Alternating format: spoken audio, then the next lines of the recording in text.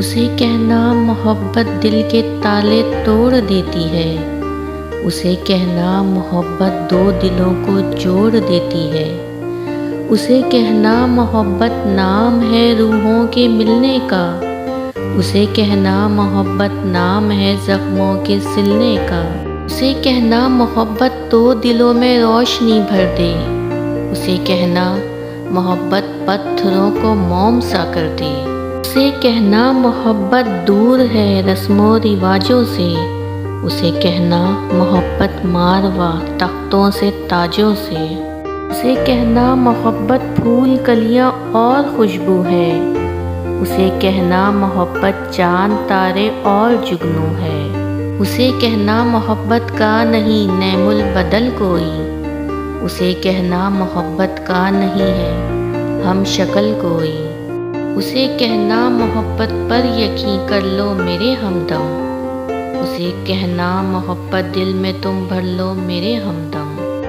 محبت کیا ہے یہ میں نہیں جانتی اور نہ ہی جاننا چاہتی ہوں۔ ہر انسان کے لیے محبت کی اپنی تعریف ہے۔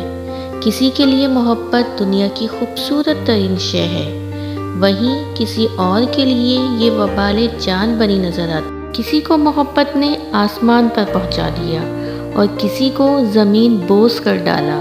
یہ 4 حروف سے بنا چھوٹا سا لفظ ہر ایک کے ساتھ ایک سا سلوک نہیں رکھتا۔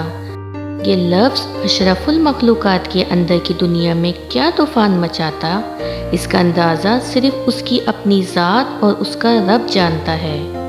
اسی لیے تو لوگ محبت میں اللہ سے قریب ہو جاتے ہیں، ان کے دل بھی محبتوں سے لبریز ہوتے ہیں، بھلے ہی دنیا والے ان کے کردار پہ سوال ہی کیوں نہ اٹھاتے ہوں، انہیں اس کی پرواہ نہیں ہوتی، وہ بس محبت کرنا جانتے ہیں اور کرتے ہی چلے جاتے ہیں۔